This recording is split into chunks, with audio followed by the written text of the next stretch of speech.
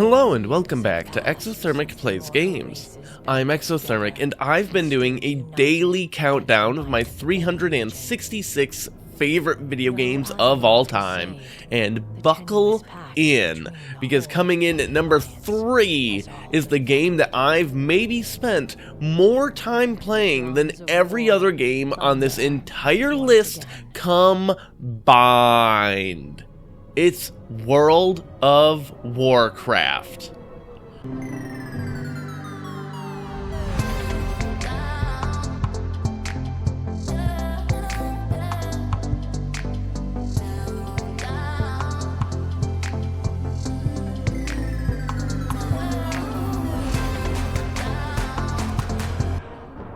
There are large chunks of my life that could be defined by my level of interaction with World of Warcraft. For many people that have known me for a very long time, it is probably coming as an absolute shock that this is not the number 1 game on my rankings. If you combine the playtime of every character I've ever played on WoW, which is now impossible to actually check due to playing on a different account for the first few years, so I'm guesstimating here. But I've spent something like 1,000 days in Azeroth. And that's 24,000 hours. And that's just shy of 2 3/4 years. Do you know how many things you can do in 24,000 waking hours? And I wouldn't trade it. Okay, that's a lie. I'd absolutely trade some of those hours, but some of those rep grinds were terrible, except for the worst one, which was secretly the best. There's obviously a ton to talk about regarding this game's now over 20-year lifespan with an incessant cadence of new content, but rather than start at the absolute beginning, I'm going to go in the order that I experienced it. I suspect this will be my longest video I ever make, at least of this style of content, so yeah. Also, while this ranking is obviously very high, not all of WoW is, equal, and there's definitely some high and low points to the game, but this is where it overall shakes out. And I do want to mention that footage you're seeing won't always line up with the, phase of the game that I'm talking about in that moment, though. Options were limited to record stuff exactly as I'd like, with limited or no options for some mechanical aspects of the game as things have evolved. But I did my best, and I want to give a big shout out to my friend Gabe. He recorded a massive amount of content for me, especially the raiding stuff, since there was no way I'd have the time to dig into that again. Gabe, you're amazing, and I love you. Alright, our journey begins in the year of Happy Feet. It's late 2006, probably November or December, and my siblings and I have been spending the last couple of years playing Final Fantasy XI. A high-end competitive link shell that we followed online made the leap from Final Fantasy XI to World of Warcraft, and so we decided it was time to check out the game too. This was a very confusing time to try it out, because it was a few weeks before the release of the Burning Crusade, the first expansion to WoW. TBC is characterized by leaving the world of Azeroth through the Dark Portal and fighting demons on a far-off planet called Outland, but before we can do all of that, there was a massive and awesome worldwide event for several weeks leading up to the release of the expansion. This event was a great, big, demonic invasion with massive infernals and more attacking the capital cities of the world. I distinctly remember logging into the game on my very first character in WoW, an undead mage named, and as a reminder, I was 12, Sasuke, because of how much I loved Naruto. Well, I logged in, and I was in the town of Brill, which is a small little leveling questing hub right outside the forsaken capital city of Undercity, and the whole town was on fire, and there were these demons that would kill me in one hit, and there were all of these high-level characters trying desperately to save Undercity. I decided I had to get out of there, and that's how I learned that one of the towers between Brill and Undercity was for Zeppelins, and heading on over to the Orc capital, the seat of Horde power, Orgrimmar. I remember finding the ease of immediately traveling between friendly large cities very refreshing in comparison to Final Fantasy XI, where an airship ride might take 15 minutes, and even that was something you probably couldn't do until you leveled up quite a bit. So if I wanted to go from Windurst to Sandoria, it might take an hour of travel by foot. And here I was, crossing the entire ocean and another continent in the span of, like, less than 2 minutes. And that's including waiting a minute for the Zeppelin. Way better. Although, again, as I talked about in Final Fantasy XI, sometimes that was the charm of the game. That was kind of the reason to play. The immediate impact of things like this is just one example of how WoW gained such a chokehold on the industry and crowned itself king of MMOs. In addition to a rich, deep lore over the span of a decade of games, stylistic character designs, and brilliantly varied combat options, the game was accessible. By today's standards, early WoW is still pretty clunky and slow, but relative to everything else at the time, it was an easy game, or at least easier, overflowing with quality of life improvements that put everything else to shame. I should back up a bit and explain some broad strokes of the world and character creation here, for those that have been following along all year and might not be totally aware of how this all worked. I'm going to do a giant info dump, and then it'll be pretty smooth sailing for the rest of the video.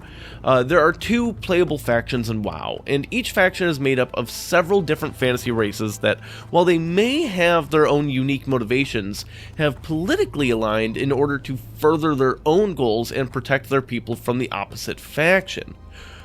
While they've expanded the options a ton over the years, maybe even too much, oh my god, there's so much. We'll start with the Alliance Heathens. There's the boring, bland humans, the cowardly gnomes, the drunk dwarves, the gangly, unsightly night elves. They unite largely based on political histories and obligation to each other.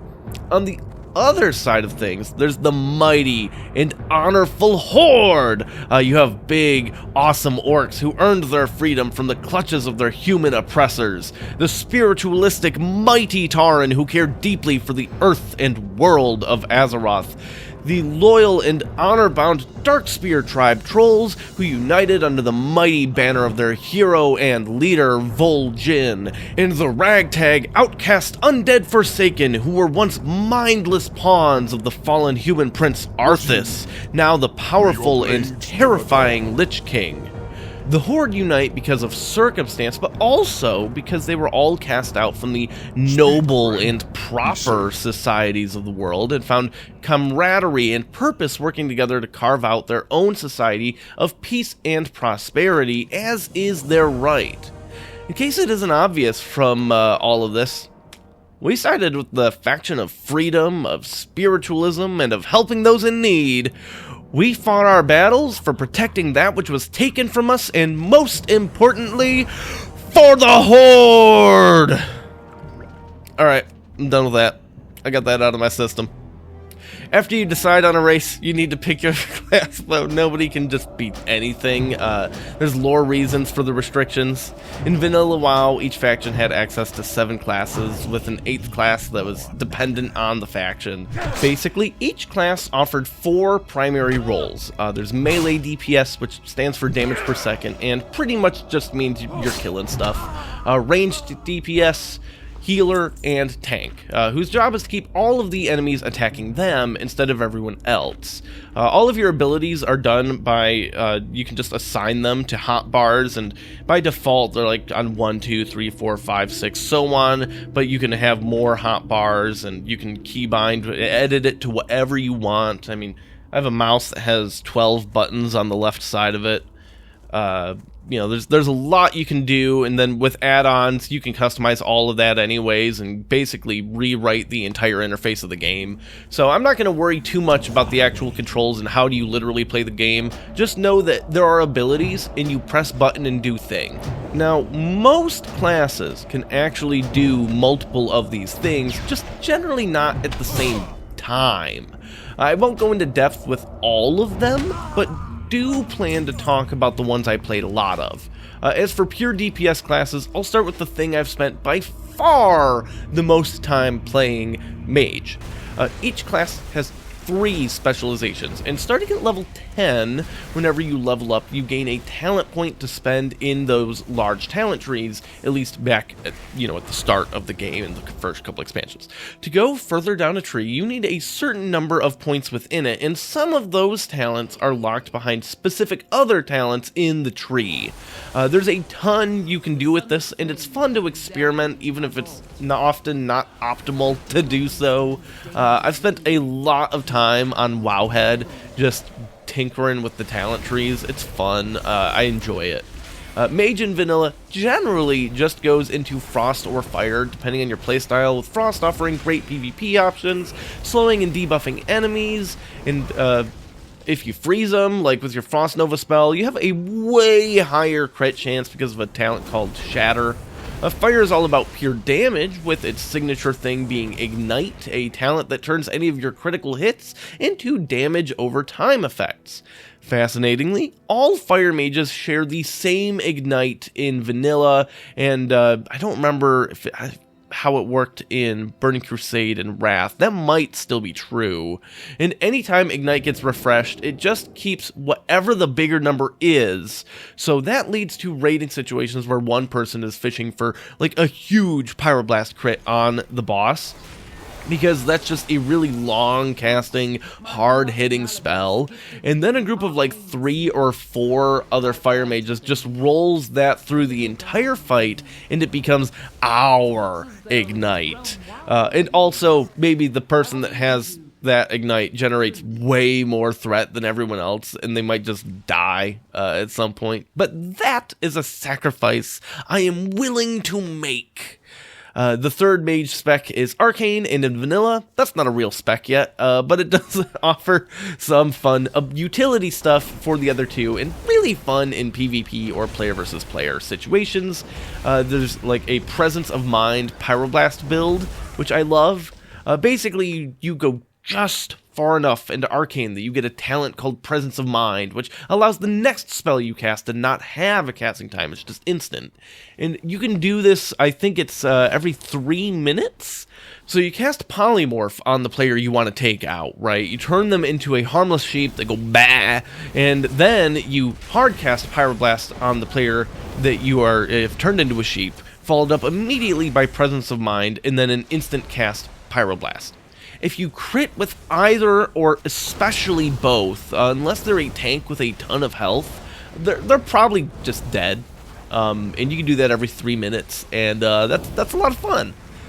It's really great for like ganking people or some battleground stuff, but it doesn't really work in like raids and stuff. There's a lot of other great things about Mage in Classic 2. They offer some of the most important utility in the game, actually, in the form of conjured food and water, massively reducing downtime in dungeons and raids. People sometimes refer to mages as vending machines because we're just dishing out hundreds of snacks and drinks to keep people, especially the healers, topped off. But also, and this was one of the most skilled things in Classic WoW in my opinion, mages were one of the best gold farming classes in the game because Blizzard Entertainment made the spell called Blizzard one of the most broken things in the whole dang thing. If you're spec'd into Frost, you can really crank up how much your Frost spells slow enemies, and Blizzard is a channeled area of effect spell that hits every enemy in a pretty wide radius, damaging and slowing them at the same time. So what a mage can do is run through like an entire dungeon and through things like Frost Nova and Cone of Cold and little terrain pathing tricks, get dozens if not more enemies to chase them and get them all nice and bunched up and just run back and forth, spamming Blizzard on them until they all die without ever really getting hit. And it's crazy. It's awesome. It's actually really hard and requires a lot of practice, but it's very rewarding. I know you're probably looking at the time here and are like, okay, he's explained one class in just the base version of the game. Oh no. Don't worry, I won't spend anywhere near that amount of time on the others. Rogue is a pure melee DPS class that can turn itself invisible and has bonuses for backstabbing people and has a resource called energy that constantly fills just whenever you're, well, actually just always. And basically, you dump energy into attacks to build up combo points and then spend combo points to do massive hitting finishers. It's a fun gameplay loop, but some of Rogue's greatest strengths are the non-combat things like picking locks and disarming traps. That being said, Rogue is the most PvP-oriented class by far, with the gamut of stuns and dazes and other bullshit it can do to gank people out of nowhere. Alright, next up is Hunter, which is a mostly ranged DPS class, though they can equip a weapon for some utility attacks, but it's largely a stat stick. The most iconic thing about hunters isn't their bows and guns, however, but rather their pet. They can tame wild animals to fight alongside them, and there's bonuses to each one, and in vanilla there's actually a happiness system where you have to keep your pet fed, or else it'll get, well, unhappy and not be as effective. The pets are a lot of fun, and iconic abilities like feign death or traps that hunters can set makes them pretty effective in a lot of unique combat situations. And who can forget the running joke that everything is a hunter weapon? Well, it's not as crazy as the macros in Final Fantasy XI that I talked about in that video. And while you can swap your weapons in combat, and with Hunter not typically using their melee weapon, it's not uncommon for a classic Hunter to carry several different ones with them, with stat bonuses that affect different things, and macro equipping them into all of their abilities.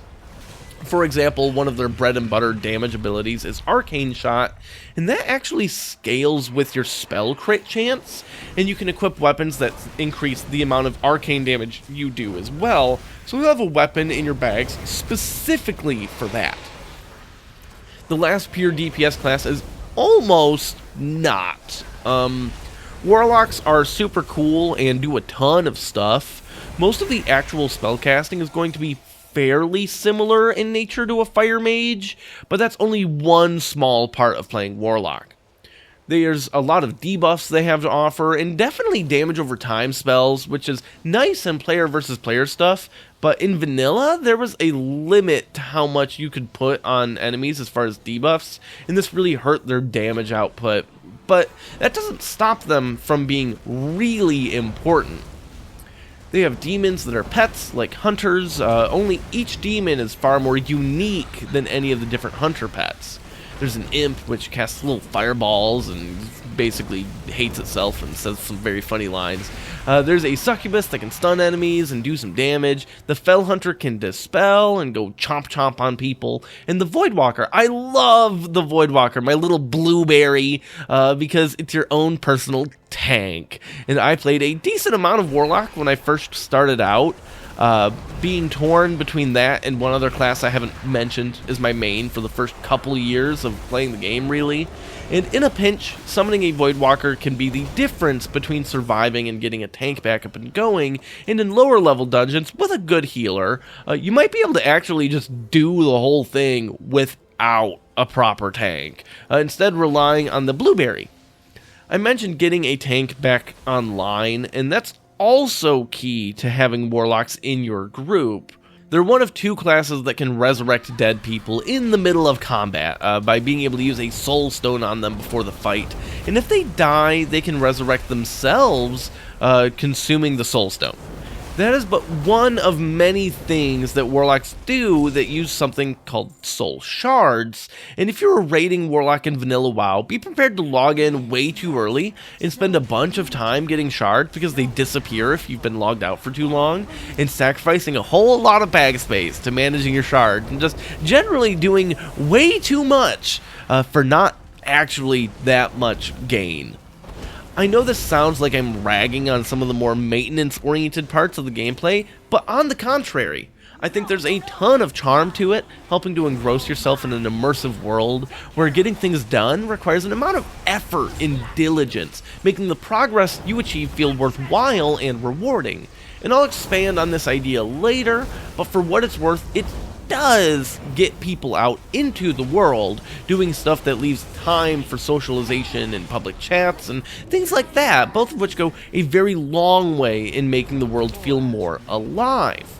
Moving on to the other classes, warriors are exactly what they sound like. They get angry, they get in your face, hit stuff with weapons, and can take a hit and keep on going. In addition to two styles of DPS specs, they have the protection tree, which makes them the first true tank class we've got going on, and they're pretty straightforward. Taking damage and attacking generates rage, which is a resource they spend on other abilities as payoffs. There's not a lot to talk about here other than, I guess the stances are pretty cool, which are toggleable passive bonuses that influence your stats, which abilities you can use, and your rage generation. The big healing class, though, is Priest. That's not the only one. They're pretty straightforward as healers. Cast spells, heal health. A lot of healing in Classic WoW is more about timing your heals properly, and mana management is really big, doing a ton of work with different ranks of spells. One thing about the first couple expansions on the game is that whenever you leveled up and could learn new spells, you didn't get them automatically, but had to go to a class trainer and spend money to learn them. The spells also didn't scale with your levels, so the only way for them to get better was to buy new ranks of them as you level up as well. For almost every circumstance, you'd only ever need the highest rank thing for everyone else, but for healers, you might downrank in all sorts of ways to maximize the amount of healing you're getting for the mana. It was a pretty fascinating system that I think was very skillful and rewarding in a time when mana management was pretty challenging in those longer fights. But importantly, priests have a third specialization that's a DPS option called Shadow. It's like an Affliction Warlock with lots of damage over time spells, though a little different, and very fun is that priests can mind control people, which is actually a very cool strategy to a number of raid fights. As a jack of all trades, there's also Druid, which is actually really cool. They can shapeshift into different animals in order to gain all sorts of benefits. Without shapeshifting, Druids can cast spells ranging from healing with a focus on restoring health over time to damaging spells themed on the stars and the moon. But turning into a bear allows them to be effective tanks as well, and a big cat lets them do some great melee DPS. What makes Druid so cool is that if you do your talents right, you can do all of these things, making yourself useful in every situation that could come up. It's pretty neat, especially for PvP. Alright, so now for the faction-specific things. Alliance gets Paladins, and it's basically a worse warrior that can heal, but not actually as good as a priest, and woo. I've never cared about Paladins, and I probably never will. But the Horde-specific class is awesome. For the first 2-ish years that I played WoW, my main was a Tauren Shaman named Bogorodwe. Shamans have 3 specializations: Elemental, Enhancement, and Restoration. Elemental is basically a ranged spell-casting way to play Shaman. Enhancement is a melee DPS that gets some spell flexibility and offers a ton of buffs to the rest of the party or raid. And Restoration is exactly what it sounds like. Another healing class, though they got a super fun spell called Chain Heal, and goes from character to character, but the thing that makes Shaman so cool, and my thing I absolutely loved about them for so long, was totems. Every class in the early days had these milestone class quests they could go on at certain levels, and for most classes, this was just a really nice piece of gear, and maybe a cool little storyline. But for shamans, it was necessary. Because with each one, you unlocked one of your 4 very important totems. One tied to earth, one to water, one to fire, and one to wind. You'd learn a bunch of different spells, basically summoning each of these totems for various effects. And you could have all 4 out at a time. Maybe your fire one you chose did some extra damage. Maybe the earth one you have out increases attack power of people in your party. Maybe your water one restores mana, and maybe your wind one increases attack speed. Totems offer lots of flexibility, and especially when your options start increasing, I've always loved the huge amount of strategic options they provided, being able to adapt to any party composition, and also doing things like dropping tremor totems to stop mass fear bombs and stuff like that. It's great, and you like save the day. You're a hero. Oh, and you can resurrect yourself when you die if you want, which is just absolutely insanely powerful to do that. Okay, so all of that was to explain classes going into the Burning Crusade. There wasn't a lot of changes class-wise in the Burning Crusade, other than the level cap was raised from 60 to 70, adding new rows to the talent trees, and the new Blood Elf race for Horde could finally be Paladins, and the new Draenei, which are basically space goat people, could be Shamans. So that's at parity now. I do want to mention that also, a lot of specs that didn't get much love got a lot more love. Like Arcane Mage actually became a thing thanks to adding Arcane Blast, a spell that gets more powerful and costs more mana the more you consecutively cast it, creating a fun burst and conservation cycle as a strategy. The funny thing about my experience with the Burning Crusade, though, is that I barely got to play it, at least the new content. I generally wasn't able to play during the school year at this time because my parents thought it was too distracting, and hey, they were probably right. So I mostly played during the summers. Leveling in WoW was really slow then, and I was even slower at it than normal, taking a lot of time to smell the roses. So much of my time was spent leveling several different characters before really landing on Shaman, and then doing that really slowly. There was a ton of things I didn't really understand about the game at the time, and I'm sure I was quite terrible at it. But for me, those days of WoW were about the journey rather than any particular destination, and I just loved exploring the massive world of Azeroth. I seriously fell in love with that world and made a lot of friends in it, even though I'm sure I was incredibly annoying at all the time. I was on the Ashara server, and this was back when servers had real identities. I remember how excited I was to finally reach level 58 and be able to venture through the Dark Portal and into Outland for the first time. The idea behind the Burning Crusade is that after the events of Classic, well, I'll actually cover last, which is funny, there was that big demonic invasion I mentioned, and then we were able to beat it back through the Dark Portal, which took us to another planet that was broken and falling apart in the wake of the Burning Legion's destruction. The demon hunter Illidan had put together a group of powerful people to basically gain control of Outland, and we had to churn through them all in order to win this war, and beat back the Legion's forward assault on Azeroth, at least for now.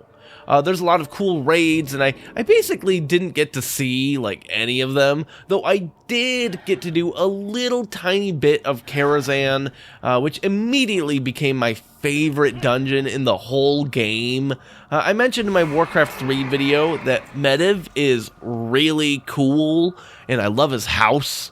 Well, he's dead, but his spirit is still haunting his massive tower, Karazhan, and we get to go clear it out of the demonic corruption that is built up there.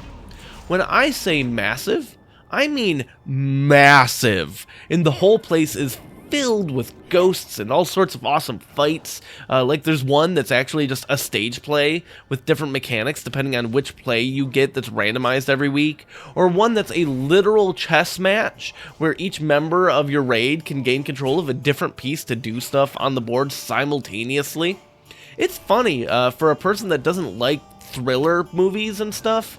I love like spooky season things, and the whole raid of Karazhan is just this super campy haunted mansion horror trope, and I still just absolutely adore this place. Another thing I want to talk about with Outland is the amazing capital city that we find refuge in, Shattrath. Once a shining beacon of a great civilization, it's dwindling and barely clinging to life. But the Alliance and Horde agree to coexist in this city, which is the first time this has happened, though it won't be the last. And this is the most city kind of city for much of the game's history. It's pretty large, but also has like a slums district and different sub-factions you can align yourself with that are at war with each other. So you have like this gang turf thing, and there's a ton to do and see, and I love it. And Outland is such a cool place with a ton of great dungeons and cool, fun quests, and it added flying mounts, which is really fun and neat too. But again, I barely did it, right? It's not until Wrath of the Lich King that I really got to, and this is funny to say this, to play WoW the way it's meant to be played. And holy shit, did I play it. Waddle K released November 13th, 2008. And not long afterwards, I was able to convince my parents to let me play during the school year, but there was a problem. My previous account with the Shaman, Bogordwi, and the Mage, Sasuke, and a bunch of other characters that I don't remember their names, had been hacked, and I couldn't get it back to reactivate it. So I just wound up sharing with my oldest sibling on their account, which later down the line just kind of became my account. Wrath added a ton of new stuff. There was a really cool Undead Invasion event before the launch of the expansion. It was awesome. There was a whole new and amazing continent, Northrend, and we get to finally see the conclusion of what I view as the main storyline of Warcraft 3. Granted, we handled some of this in Vanilla WoW, but now we're really dealing with it. Arthas, the Lich King, has made his move and is ready to take over Azeroth with his undead army, unless we do something to stop him. The magic capital of the world, the city of mages, Dalaran, which is super awesome and I love it, had fooled the rest of Azeroth into thinking it was destroyed when it had merely just moved. They teleported their whole city up to Northrend, and they're now floating in the sky, and now the Horde and Alliance have been offered space within it as the seat of our assault on the Lich King and his ice-crowned citadel. There was a new crafting profession called Inscription, which added a new system called Glyphs, adding ways to modify how your spells work and really customize all sorts of stuff about your character's combat. And of course, again, there was new talents, and the level cap was increased from 70 to 80, and tons of new dungeons, even a not new raid. The raid available at launch was Naxxramas, which was very cool, but also was just the raid from Vanilla, but like, again, and also way too easy this time. But the most important addition to the game that Wrath brought was the first new character class, and also it's the first hero class, Death Knights. Hero classes start the game at a higher level than normal, and you go through this big epic quest line to learn the class and how you're involved with the Alliance and Horde. Death Knights, after all, are agents of the Lich King and definitely can't be trusted. So you make your character and go through this plot about how you do the Lich King's bidding and are bent to his will, but then eventually you escape and regain your own autonomy again. It's a really cool, long starting area that's entirely unique to the class and a ton of fun. Also, Death Knights are just so much fun themselves. Not wanting to interfere with any of the other characters on this account I was now sharing, I made a Death Knight and got to work. Death Knights were a lot more complex than the other classes and used two different resource systems. You had runes and runic power. Basically, you had three sets of runes representing blood, Frost and Unholy powers available to Death Knights, and you got 2 of each. Many of your abilities cost runes in varying combinations, and they would recharge when you spend them, sometimes becoming basically a wildcard rune afterwards, which helped with a lot of flexibility options. But every time you used a rune spending ability, you generated runic power, which you could dump into a variety of other skills, like Death Coil to deal extra shadow magic damage from range.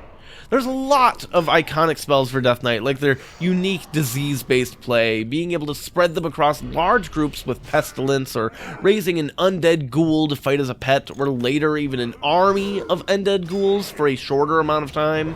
At launch, Death Knights were actually beyond broken, and they had a cool thing where, like Shaman, they could resurrect themselves, but it would actually come back as a ghoul itself, but with totally unique and new abilities. That was super cool.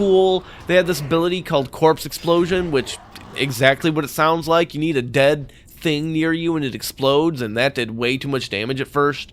But of course they have Death Grip, which is a positional ability that just yoinks an enemy over to them, and that is great. Oh, and I forgot to mention that you could change auras, like how warriors have stances, and these auras affected your self-healing from abilities, because you have a ton of that, or your damage output, because you have a lot of that, or increased, like, how much armor you had. They each did different things, or even just your run speed, which is a great little bonus. There was also a very unique design to Death Knight that was unlike anything else at that point in the game, and all 3 specializations were meant to be able to tank as well as be melee DPS, and they could. I firmly believe that Wrath is when WoW hit its absolute peak, and the subscription numbers are largely there to support me, by the way. We had reached the apex of having class designs be totally different and unique, with minimal homogenization, and allowing every specialization of every class to excel at something. For some, that thing may have been more fringed than others, but they did excel at it. Take raid healing, for example. Druids were the best at healing large groups, but were terrible at single target healing, so you'd probably have a druid in your raid handling damage on everybody from incidental stuff and fight mechanics. Paladins were by far the best at single target healing, so you'd basically just have one of those on your tanks all the time, and they would almost never heal anybody else. Shamans offered unique extra healing to tanks, and while also supporting everybody else thanks to Chain Heal, a spell called Earth Shield, and of course their totems. And meanwhile, priests could kind of do it all, but they didn't quite excel at any one specific thing as much as the others, but they could also put preventative shields, which kind of, was unique to them. There was a reason for every healing class to be represented in a 25-person raid, and made every class feel important. Back to Death Knight for a bit, even tanking had that kind of breakdown. Blood Death Knights had a ton of self-healing and generated the most threat, meaning they were the most likely to keep all of the enemies on them, but were more spiky with their damage intake, which then reflects on your healer preferences and vice versa. Frost Death Knights took less damage overall, but were less flexible and struggled to keep larger groups of enemies focused on them. Unholy Death Knights were lacking in some of their physical damage reduction, but were by far the most magic damage tanks in the game, which is something that was historically a mechanic to specifically screw over traditional tanks like warriors and paladins, making Unholy a very attractive option on specific fights. As much as I enjoyed Death Knight, I didn't really like tanking that much, and decided I wanted to go back to my spellcasting roots and to check out Mage again. It had gotten a ton of new cool tools since I first tried it out, and I was a lot better at the game now, so I wasn't just dying to a stiff breeze because I didn't understand how to kite. And that's when I became, forever, Exothermic. Exothermic, the undead mage, was the mage that already existed on our shared account, and we've sure been through a lot together. So technically, I didn't even pick this name, but I remember when the character was made, and I immediately loved the decision at the time, and wished I had thought of it myself. So remember how one of the specializations for mages is fire magic? In chemistry, any reaction that emits heat is an exothermic reaction. Here's an example. Orange farmers in Florida, on the rare occasions it dips below freezing during the winter overnight, will mist their orchards, making sure all of the fruit gets a little wet. This is because freezing itself is an exothermic reaction, pushing the heat out of the water as its energy lowers and the molecules slow to become solid, thus ice, actually briefly warming the fruit, keeping it alive and well through the cold. I actually just think that's such a really interesting and fascinating thing, and it goes against my assumption about what sort of effect that freezing the fruits would do to them. So yeah, this mage was named after its ability to shoot big-ass fireballs. And then I went Frost for a very long time anyways. Well, okay, I did go Frostfire for a bit because that was a neat thing that existed for a while. Mages got a new spell called Frostfire Bolt and Wrath that did damage as both schools, Fire and Frost, the name, right? And could not only trigger your Ignite effects because it's fire, but could also stack with the Shatter talent in the Frost tree to basically guarantee you're just getting tons of critical hits. And it was actually kind of broken, and they eventually patched that out. But it was fun while it lasted. There was a ton of cool stuff to get excited about in every mage spec though, and I basically ignored it through much of Burning Crusade, so I had a ton of fun stuff to explore. Frost got a water elemental pet in this cool new spell called Deep Freeze, which did a big stun on most enemies, but on bosses, which are immune to stuns, it instead did massive damage on a 30-second cooldown. Arcane got a better spell to interrupt their Arcane Blast stacks so they could manage their mana better. Fire got a spell called Living Bomb, which was very fun, and each different specialization for Mage had talents that made some iconic spell suddenly free and instant to cast. Frost could throw out instant speed Frostfire bolts. Arcane could channel Arcane missiles basically instantly. It was like half a second. But Fire, oh man, Fire. Remember that big Pyroblast spell I mentioned? Yeah, those are instant cast anytime you crit twice in a row now. That's insane. There's so many things to love about Wrath of the Lich King. For starters, it was the first time that I felt like WoW Story was really trying with all sorts of cinematics and nuanced subplots and character progression that actually lasted throughout the world. There was this awesome thing called the Wrathgate event. Basically, the Horde and Alliance teamed up to take the fight to the front gates of the Icecrown Citadel, and things were going surprisingly great until high-ranking leadership of the Forsaken, my own people, betrayed everybody and unleashed a new form of the plague like the one that kicked off this whole plotline in Warcraft 3. Alexstrasza, the Lifebringer, one of the dragon aspects that rule over some elements of the natural world, had to purge the entire battlefield to stop it from spreading, incinerating everything beneath her flames, killing several important NPCs to the storyline as well. The dungeons that released as the expansion went on told a pretty unified story too, with 3 that came out just before the Icecrown Citadel raid did, which, by the way, I've been mentioning raids and dungeons. It occurred to me I haven't explained. I'm not going to go into depth, don't worry. But basically, dungeons are generally for 5 people. Raids, depending on the expansion you're in, it's for anywhere from 10 to 40. In vanilla, it's basically always 40, though there's some that are 20, and that's just dumb. That's too many people, but that's also like the thing that makes it fun. And then for most of the rest, it's 10 or 25, and you combine parties to do that. But anyways, so the 3 dungeons are really cool because you get to sabotage various aspects of the Lich King's defenses, heavily featuring Sylvanas Windrunner, the actual leader of the Forsaken, who had not betrayed us like the other Forsaken leadership. She is so cool. I love Sylvanas. She's amazing. She, has shepherded the Forsaken undead through all sorts of problems. You might remember that from Warcraft 3 that she was the Blood Elf general that was defeated and resurrected by the Lich King to lead his armies, and she eventually turned against him, and everything she's been working for is right in front of her in these dungeons and in this end raid to Wrath, and it's so awesome in this great, well, should be conclusion for her story arc, but I'll talk about that in a bit.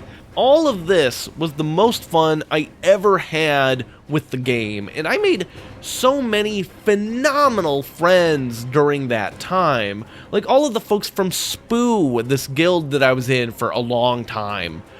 Jeff, if you're watching this, and you should be because I'm going to send it to you, I want you to know you're really just the best. The zone designs are some of the best that Blizzard has ever made, and it has by far the best soundtrack in the history of the game, and that's not even remotely close.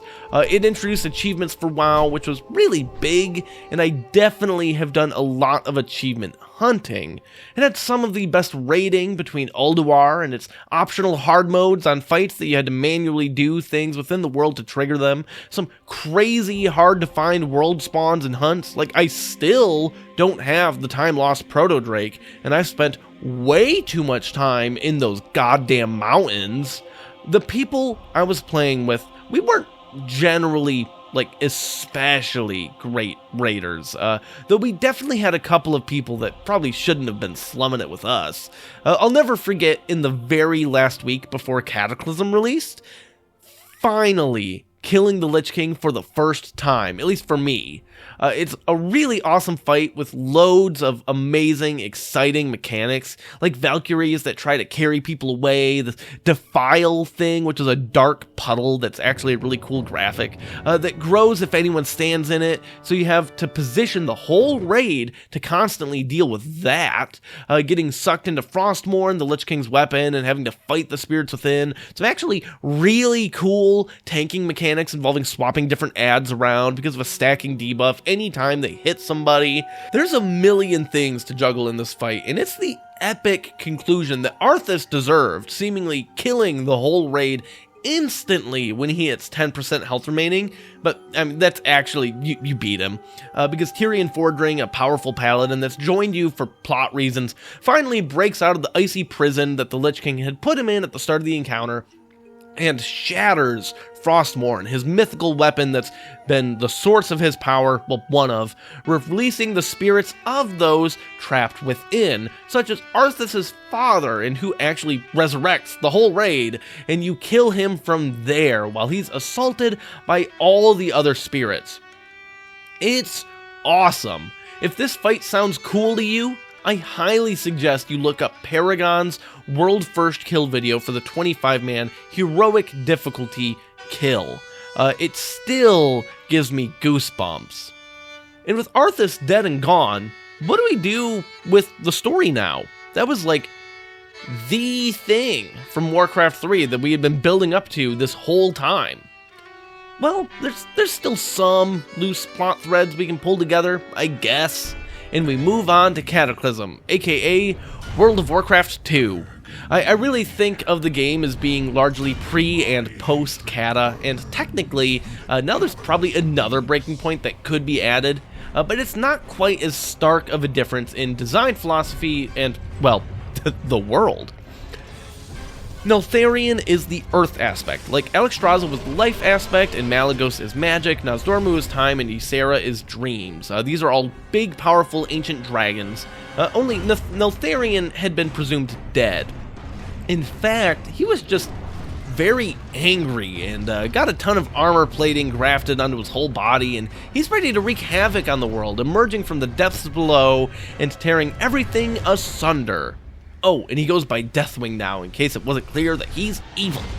Much of Azeroth is forever changed. There's some new zones we get to explore, and they're fun. Like, there's an underwater zone, which is mostly annoying, but sometimes awesome. But importantly, they revamped the entire level 1 to 60 process, which had begun to feel pretty dated in comparison with newer quest designs. This is great and all, but it was definitely like, sad for things to change without any way of preserving them. Keep in mind, there certainly weren't any classic servers back then. A lot of people have mixed thoughts on Cata, but I actually really like a lot of things about it, though I don't like it quite as much as Wrath overall. A lot of classes got major overhauls, with talent trees shrunk down and getting them less often as far as the points, and spell ranks were removed, which is fine for the most part, but, you know, the times where they mattered were, I thought, pretty cool. Many of the changes were done to homogenize roles a bit, so that someone who wants to do the fantasy of playing, for example, an Affliction Warlock can do that without having to worry about if you're bringing the right utility the raid needs from someone else. On the one hand, while this did make less popular options more interesting, it also meant that if your specialization of choice was not as numerically optimized for example, damage output, there was then just not much other reason to bring you along. You just didn't need to go. I think making the problem even worse. This is Cataclysm's biggest fault, and it's something that the game never really reverted, and in fact, I think doubling down on it even more over time. But no class saw more changes than Death Knight, which was sad for me, for the most part. Since they're homogenizing stuff anyways, it didn't make sense to have 3 different tanking specs on one class. So Blood became the tanking identity for Death Knight, keeping their focus on self-healing, which is cool with me if I have to pick, because I thought it was the coolest overall. Frost became a dual-wielding damage spec, and Unholy leans more into diseases and the ghoul management stuff. There's one other major change to the game's combat from Cataclysm though, and that's totally reworking how most of the stats function. Primary stats like intellect, strength, and agility now basically do everything, and they got rid of gear checks like tanks needing to increase their defense stat or expertise. I'm not so worried about those being gone, but it was sometimes a cool wrinkle in gear management that just made you have to think a little bit at least. But now, there's a new stat called Mastery, which does totally different things depending on the spec. Like, Arcane Mage does way more damage while having more mana, and this scales with your Mastery, so the mana management thing became the whole spec's identity. It was pretty cool. It is something they've stuck with, making Mastery one of the biggest wins of Cataclysm. Another win is the questing upgrades overall. My favorite quest line in this entire game's history comes from Cataclysm, actually.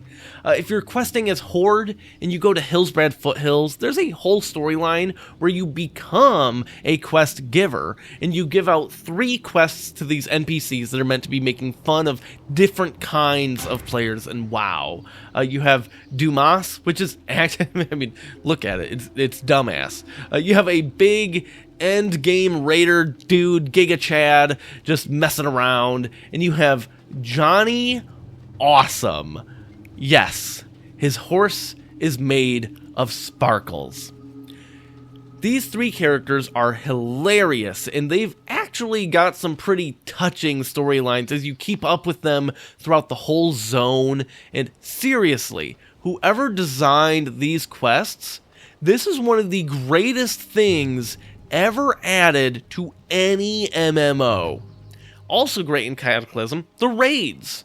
Actually, despite not having much to go on, I think they did weave a nice story throughout this expansion, with the focus on the dragon aspects and like time travel shenanigans we get to do. Nozdormu is super cool because he helps us go kill his future self. Thrall steps down as war chief of the Horde, opting to step up in his shaman role, and now we have Green Jesus, who will save the world from everything, like, all the time. And that really becomes a thing. Sylvanas is ruined as a character, which she was, like, my favorite before, so there's that. Okay, soapbox time. One of the things I always loved about the Forsaken is that it was an undead faction that wasn't inherently evil. I mean, we definitely, like, we killed a lot of people, but we weren't evil, at least not in the context of the messed up morality of this world, and was really just trying to find a life for themselves and make the best of a terrible hand. Sylvanas really led that throughout the first 6 years of WoW, and even more if you count stuff in Warcraft 3. But now that the Lich King is dead, and she's able to stop and think about whatever it is she wants to do with her people next, her thought process wound up basically being, well, there's nothing making more of us, so we've got a big population problem on our hands down the line. And even though, you know, we can't die of age, so we just gotta become overwhelmingly powerful and large. And what if I'm evil and I make more of us using the Valkyries we just defeated from the Lich King? Surely that will go over well and nobody will be mad at me.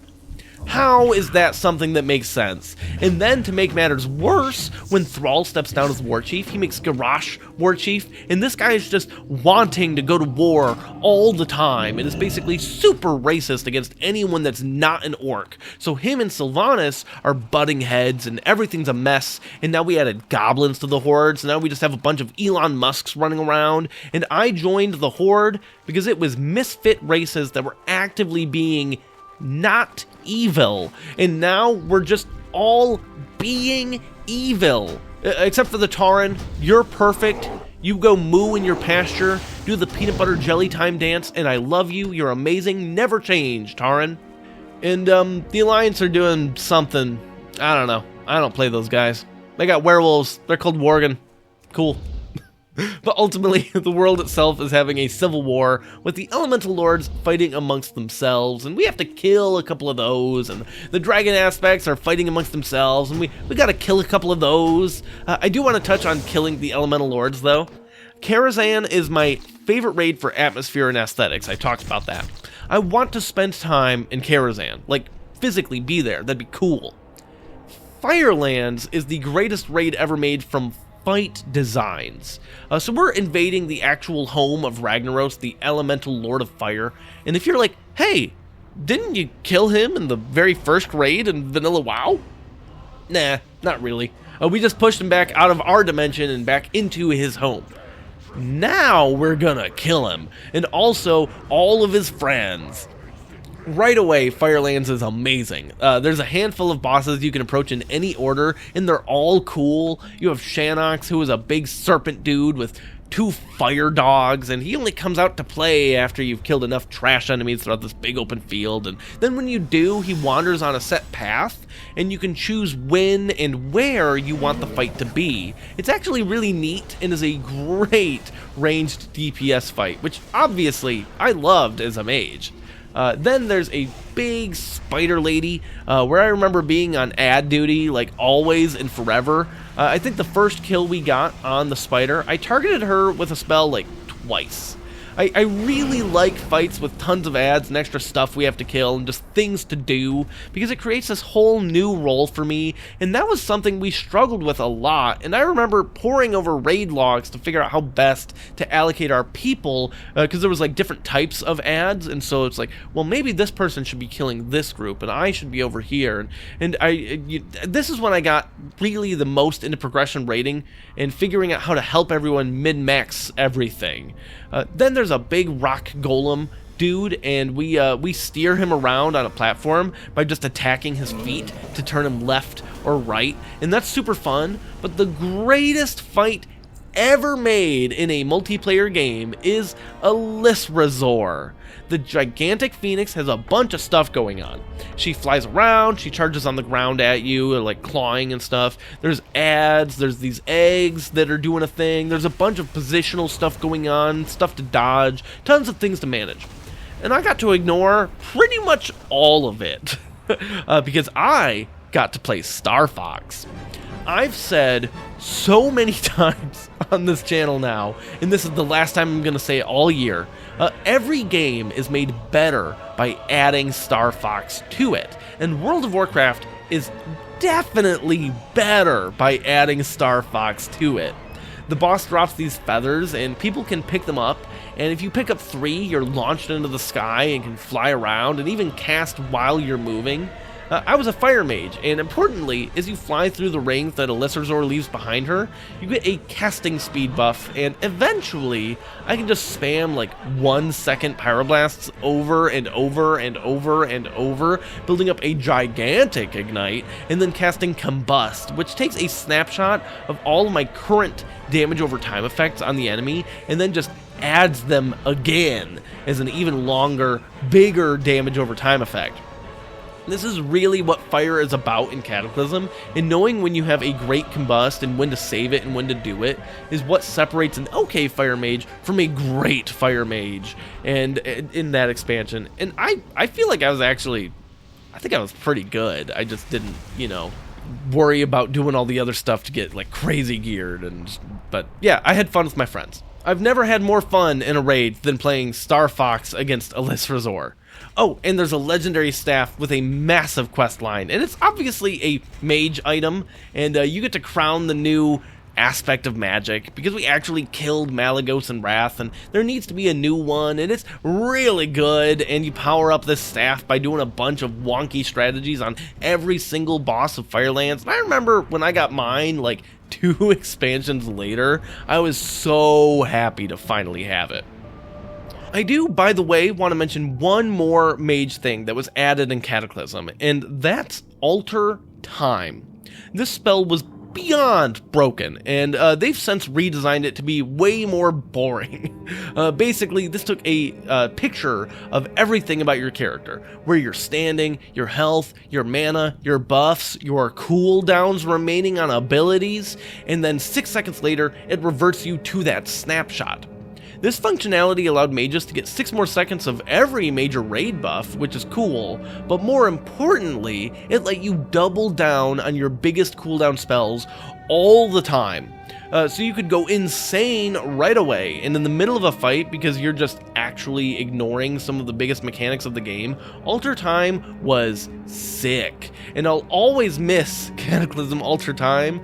Like, I actually think about that spell way too much, even in the years that I wasn't playing. So the end of Cataclysm is basically that the dragon aspect gives up their immortality to destroy Deathwing, and Thrall becomes the new aspect of Earth, which, good for him. It's the first time a non-dragon has been one of these aspects. The world is healing, and for the first time since we've started this whole journey, probably even going back to like Warcraft, Orcs, and Humans, there doesn't appear to be a massive, world-ending, catastrophic event happening or on the horizon, and you could think that maybe everybody's gonna be okay.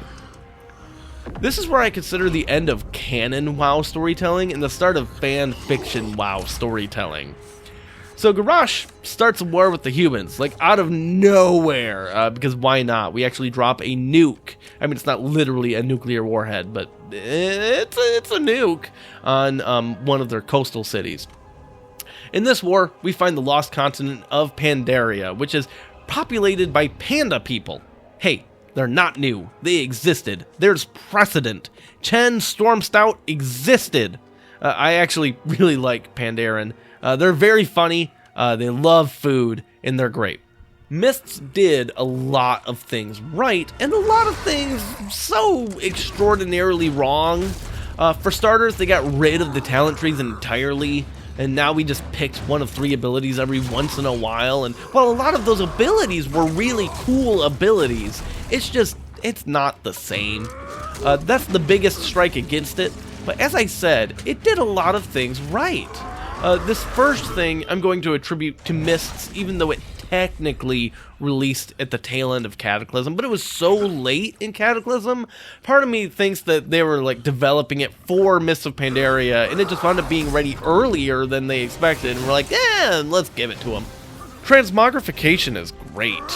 This wasn't groundbreaking then, and it's not groundbreaking now. But WoW has some of the biggest variety of very stylized armor sets out of any game ever made, and being able to customize the appearance of your gear is phenomenal.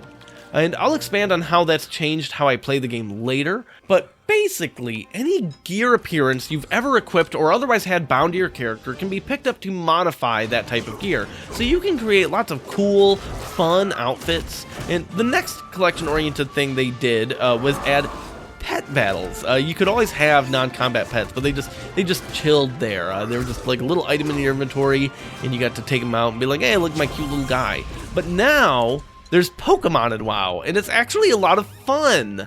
You have different type matchups, like in Pokemon, though obviously they're different types. And there's hundreds of pets you can use for battling, some from things like the collector's editions of other Blizzard titles, many you catch, and some you even get as rare drops from dungeons and world bosses. It's silly, but I definitely like the pet battles a lot. I think they're very fun.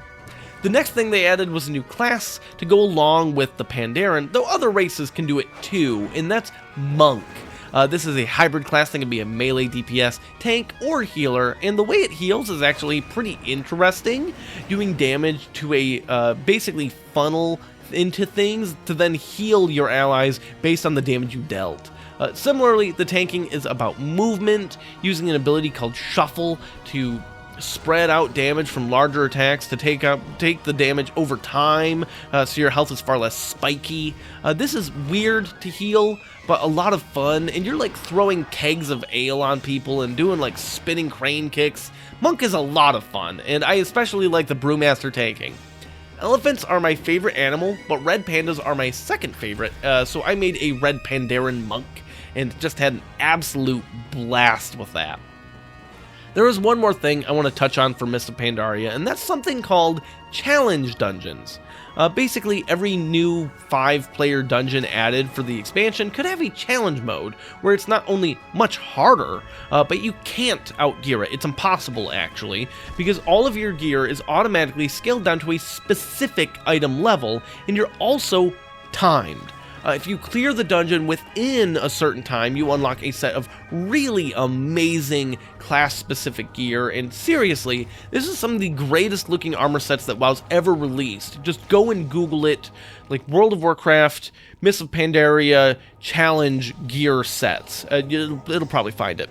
I don't have any to show you, because, spoiler, I wasn't good enough, because once the expansion was over, you could never get them again. They took them away from us, except for the people that already had them. I thought this was a brilliant idea, and the thing I actually spent the most time thinking about while I was playing. I'm super mad every time I think about it now, and remember they took away this thing and gave us mythic dungeons, which are just an endlessly scaling grind of rushing through things and not having to be that strategic about it, and I just don't care about mythic dungeons. Like anytime you get better, it's just to be like, alright, well now make it harder, to get better, to get harder, to get better, to get... I mean, that's kind of the game, but like, challenge mode got me thinking, and theory crafting with friends about how to deal with obstacles and how to skip certain trash packs. Maybe we could use an invisibility potion to skip this trash, but then we can't use any other potions for 2 minutes, so then we'll need to pull this into that room and save this cooldown for that guy, because we know we'll need it there, and we have to execute on the bosses perfectly and spend your item letting you change one of your talents for this fight, and look for perfectly itemized gear as far as ratios on stats, not necessarily raw values, and just, gah! I'm so mad they took these away from us. Shout out again to Jeff, but I have a lot of great memories of banging our heads against these things together. Wrath may have been the best expansion, and Firelands may have been the best raid, but challenge modes was the best idea that WoW ever had, and apparently, that opinion must not be popular. I don't know.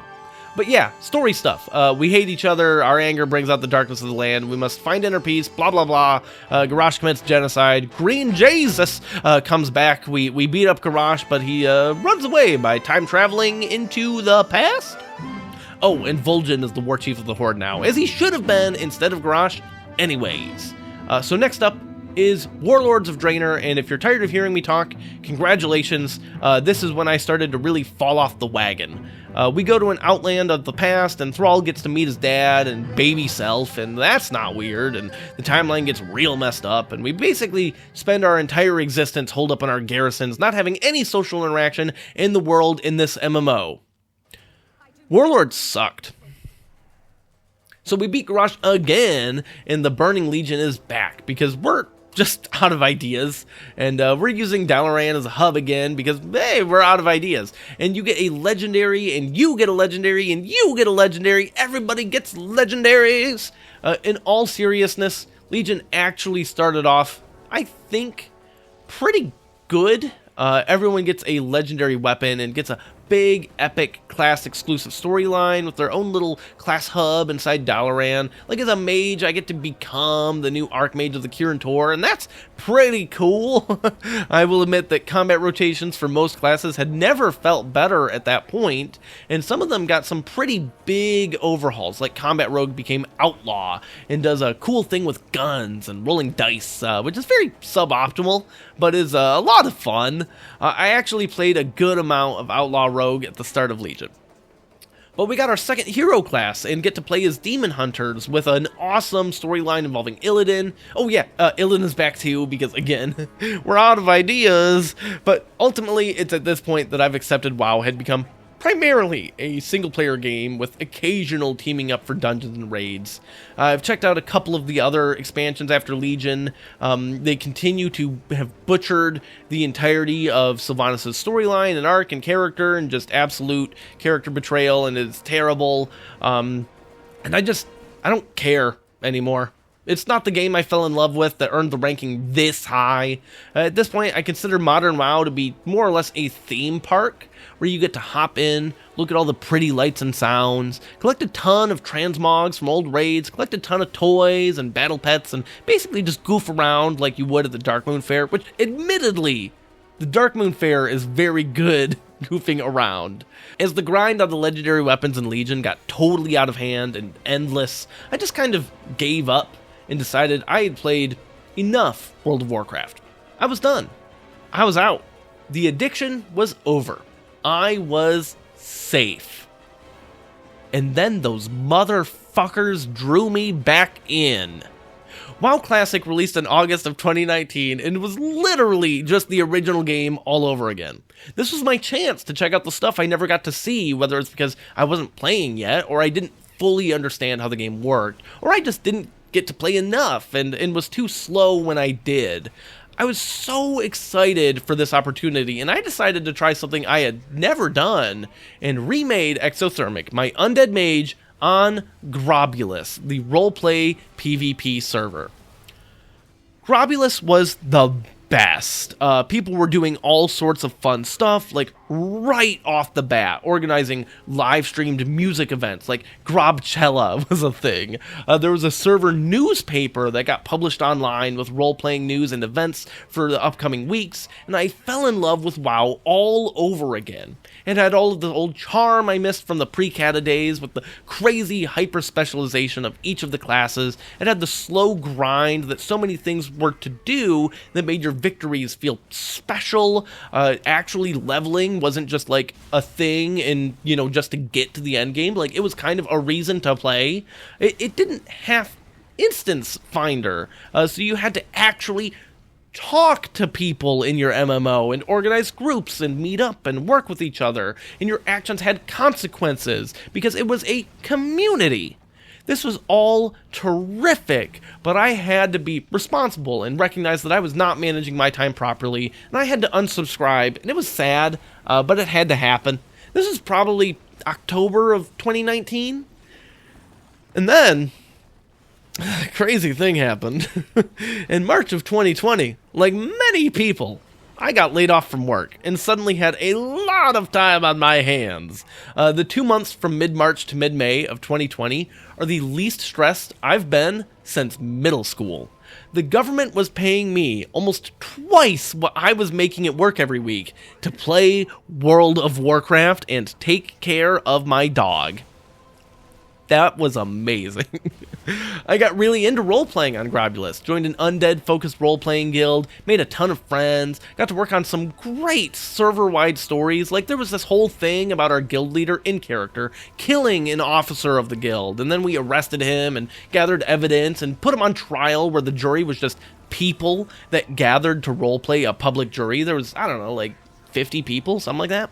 And we did a whole vote after evidence was presented and had To the shock of everybody, the public jury found him not guilty of murder, and we learned there was an imposter, and he'd killed the imposter. So we had to go find this officer, dig up all sorts of stuff, and rescue them, and then there was this long storyline involving a lich, and it turned out the guild leader was secretly a Death Knight, and it all goes on, and it was some great stuff. But also fun was the small stuff. One character hosted a weekly therapy session for our characters to talk about their struggles with undeath. We did a one-night event where we were drugged, essentially, and then woke up in the middle of a forest and couldn't see. And in order to facilitate this, we had to go into our game settings and change stuff to actually make the screen almost pitch black. It was brilliant. The officers were all great characters. There's a lot of phenomenal fan art of them, actually. Commissioned art. I shouldn't say fan art. Posing menacingly in our normal meeting area of the throne room and Lordaeron as we tried desperately to restore the glory of this once great kingdom. Vanilla WoW, though, was very grindy, and I did the grinds. I got exalted with the different Battlegrounds factions, including Alterac Valley, which that grind was long. Oh my god. We cleared almost all the raids, but ultimately couldn't quite cut it on Naxxramas. But we just... that original Naxxramas is hard, y'all. The bug grind. Oh, the bug grind. For those unfamiliar, there was a gigantic grind before a raid partway through Vanilla WoW released. Basically, someone has to raise their reputation with the Brood of Nozdormu to Exalted, which is the highest it goes, and the way you do this is largely by killing thousands, and I mean tens of thousands of these bug monsters in Stillithis, because they drop these items that you need to turn in, but you can only do that if you're like certain way along the quest line for it, and then you can deputize people, and then it kind of spreads organically. Oh, actually, I didn't put this in the script. Speaking of spreading organically, I'm not going to go into it, but look up World of Warcraft Corrupted Blood event. This is a thing that's actually been studied by actual virology experts. It is the most accurate representation of how an epidemic spreads in real life, done in a virtual world that's ever happened. It's crazy. So anyways, we kill all these things, we get all these items, and there's other items we have to turn in for the war effort. And once the war effort is done, there's going to be this huge thing. It's a scripted, a big event with tons of world bosses and PvP and other crazy things happening. And Grobulus, especially on the Horde side, was prepared. We actively delayed the gates opening as long as humanly possible to get as many people exalted as we could on the whole server. There was even like a server-wide blacklist on selling certain items on the auction house because they were things for the war effort, and the idea was we were just going to hold on to them as long as we could. There were war parties with full raids of Horde versus Alliance fighting literally 24/7 over these bug areas that they spawn. There was hit squads of rogues going around in stealth just ganking people. There was one particular multi-boxer that was controlling like 10 accounts at the same time of max level mages, and he'd just suicide them into rooms, just spamming Arcane Explosion, basically killing everybody in there. Things got heated. Things got personal. We were the role-playing guild coalition that was carving out whatever space we could all the time so we could claim the Scarab Lord title for our Death Lord. A lot of people thought that there was no way the role-playing guilds, who generally not known for like raiding and doing that kind of stuff very well, we're gonna get a Death Lord, we're gonna get a Scarab Lord, and we did it. We did it.